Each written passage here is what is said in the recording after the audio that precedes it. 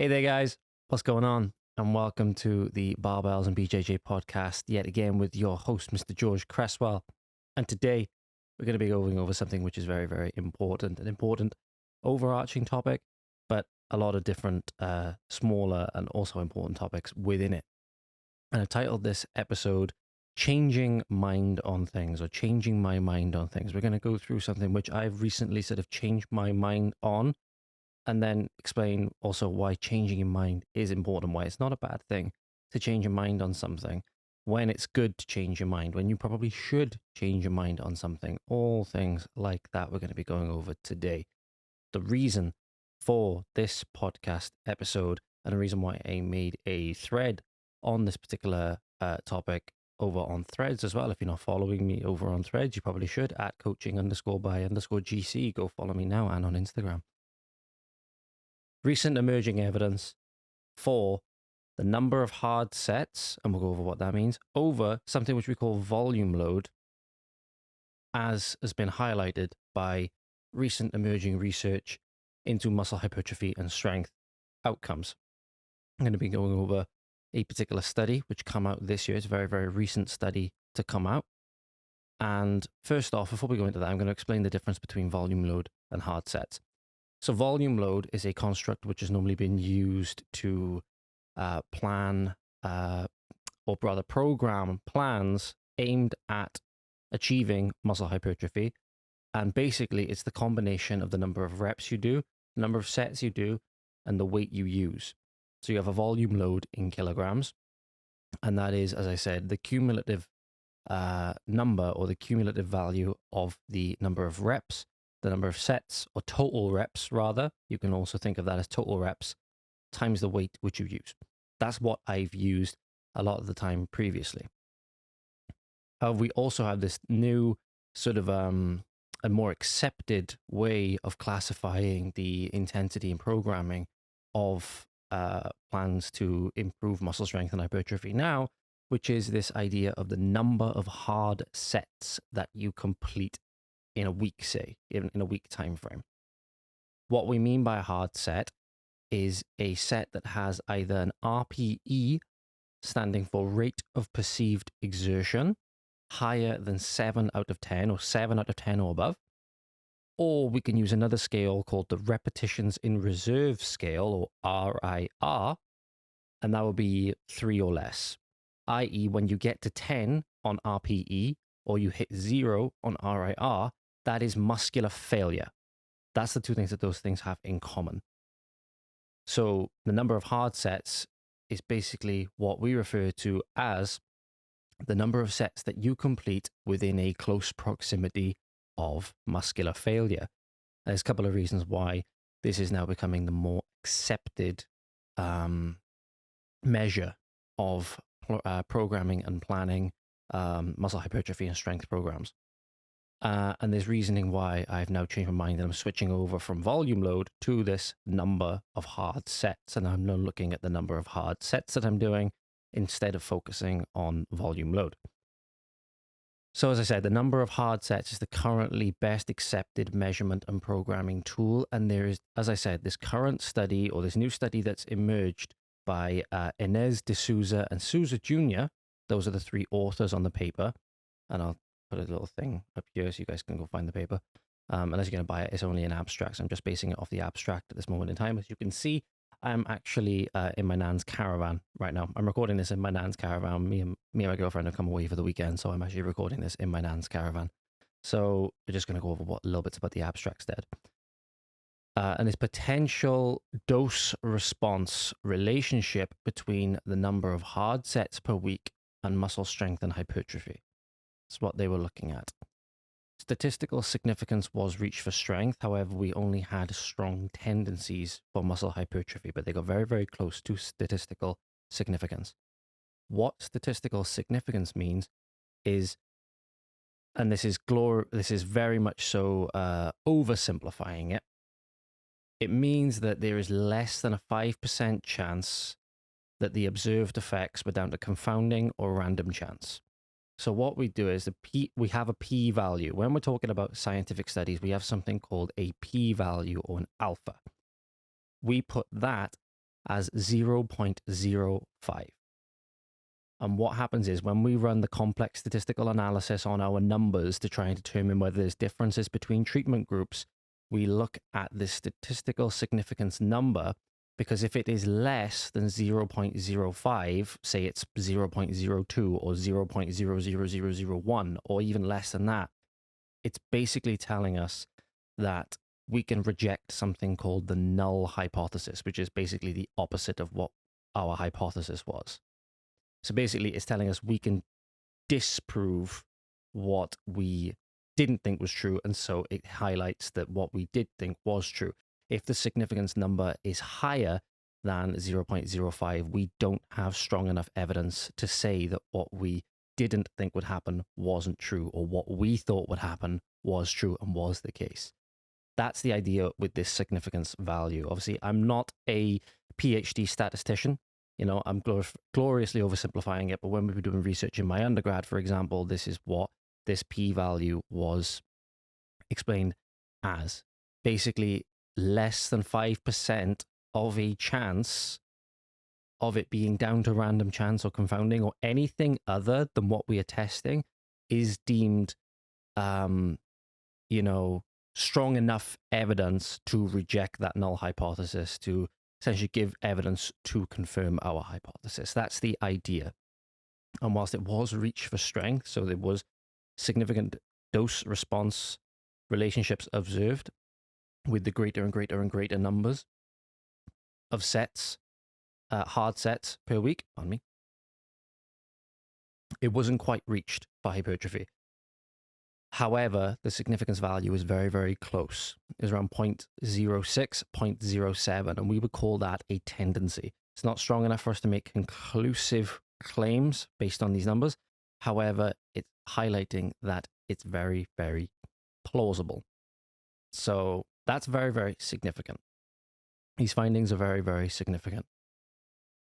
There's other problems as well that I've since realized since looking at using more of the number of hard sets than using this volume load. And that the volume load construct of this reps times sets times weight, which is better than simply just looking at the number of reps and sets you do without the weight, it fails to take into account this new variable of proximity to failure, which is increasingly looking like it's becoming more and more important to training. You know, volume load, you could have a higher volume load doing higher reps and sets with a bar. However, you might not get anywhere near close to muscular failure.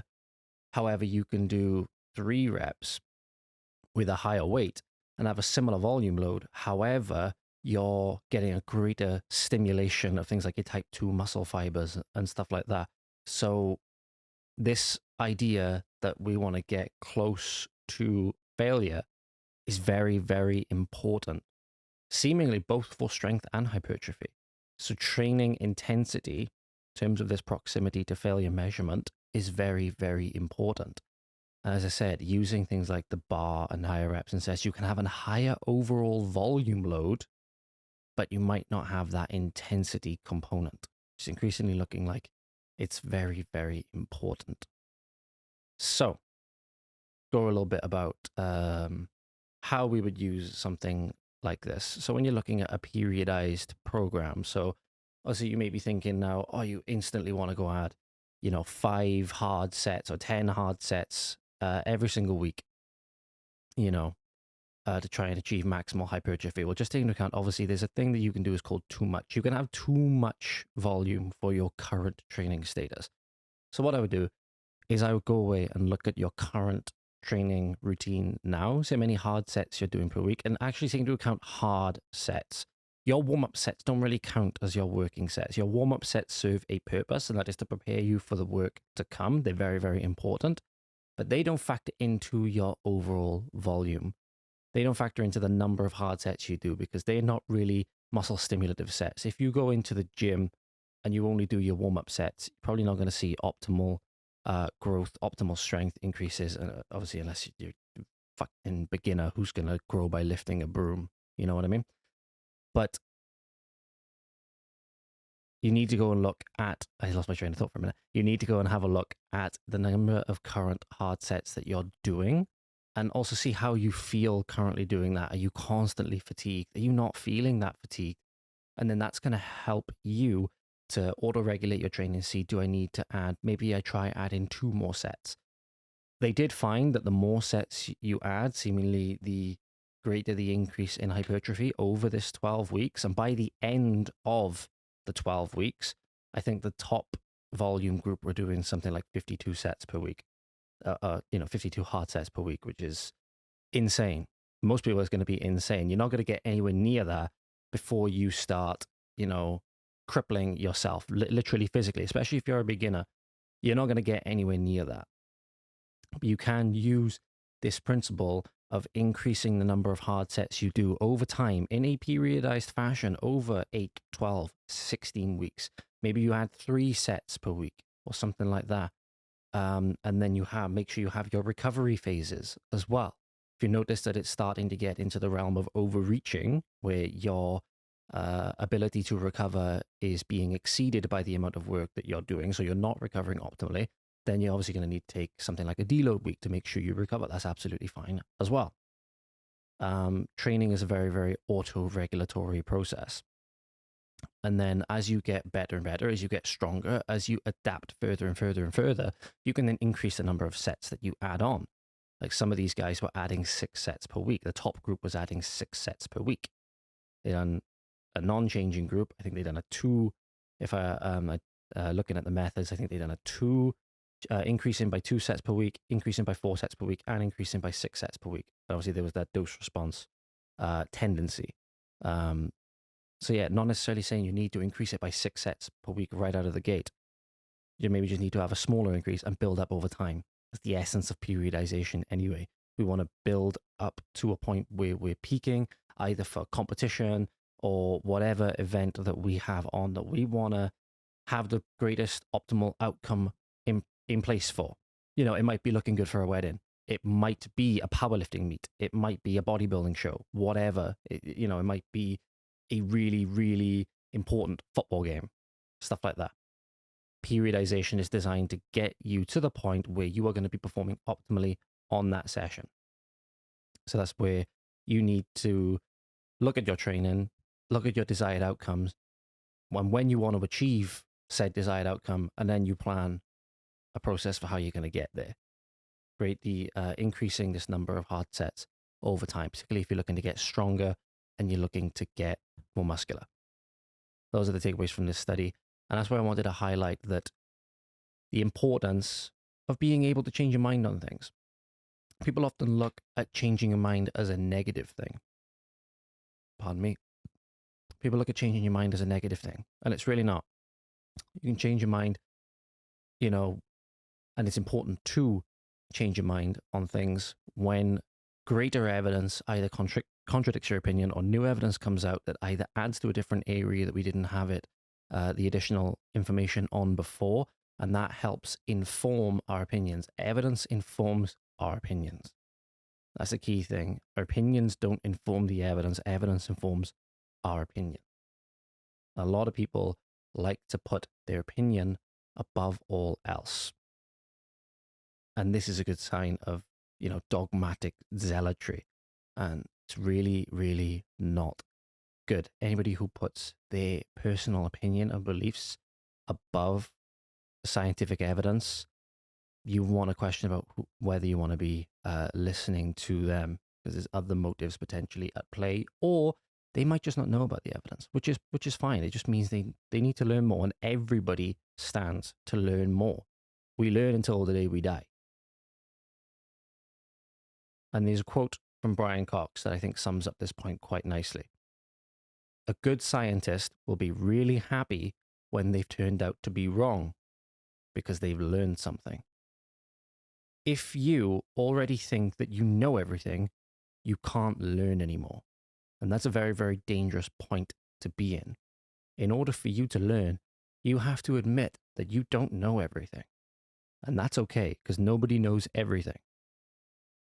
The people that we regard as experts, they know a lot about a particular field, but if you take them into another field, if you take me into the field of computer programming, I'm not going to have a clue. Put me into the gym I have a lot of experience and a lot of knowledge and a lot of education.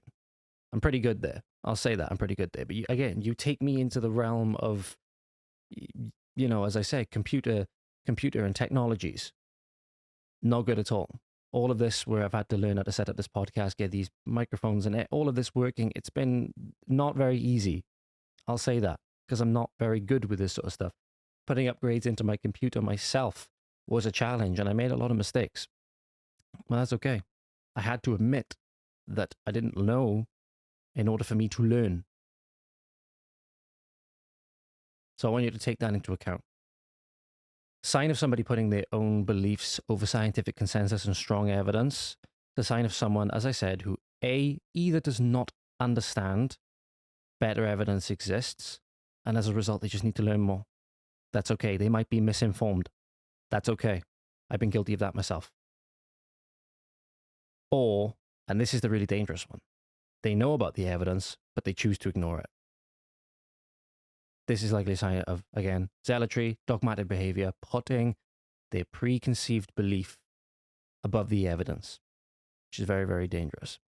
Because opinion does not exceed evidence. Because the strength of your opinion and the strength of your argument rests on the evidence that supports it. If there's stronger evidence to refute your opinion, it's time to change said opinion. I love the example as well. When I was in uni, we were in a seminar. I think it was a sports psychology seminar.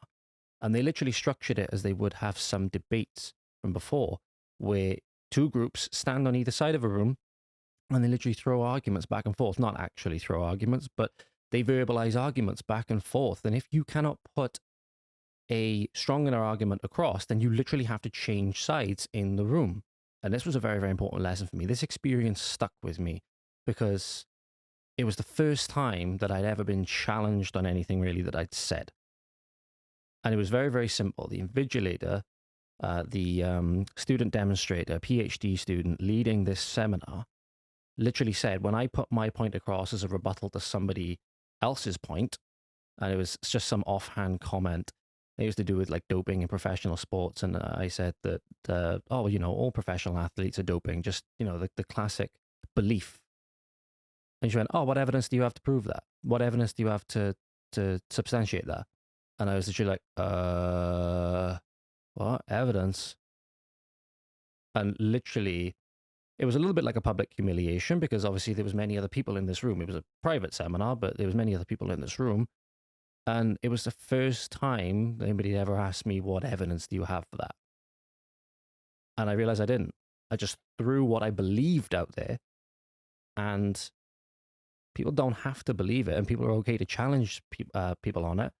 And you need to challenge people on it. And if you don't have evidence for your opinion, why are you holding it? Why are you holding it? And when better evidence exists, you change that opinion. Which is why I'm changing now. I changed my mind on a lot of things. Which is why I'm changing my opinion now. I'm thinking volume load was the be-all and end-all for muscle hypertrophy, and doing all these complex spreadsheets about volume load and progression systems. We're now just looking at something a lot more simple and seemingly a lot more effective, such as the number of hard sets I do per muscle per week. I think it's a lot easier to program as well. So this is the power of evidence. This is why evidence is very, very important. Why I always like to substantiate any critical claims I make. I love to substantiate them. And typically, I don't like to make claims that I don't feel are substantiated. I don't talk about a lot of things until I've gone and done a lot of background reading. So I think that's very, very important. It's important to remember objective science, a science that's based on an objectivist philosophy, which is typically a lot of the data which you'll see put forward in the scientific fields. It's quantitative, is what we would call it. It's just the pursuit of facts. In the domain of facts, or in the realm of facts, science reigns supreme, as Jordan Peterson was quoted. I think it was in a GQ interview. It cares not for your beliefs, but it is very, very useful in informing them if you choose to let it.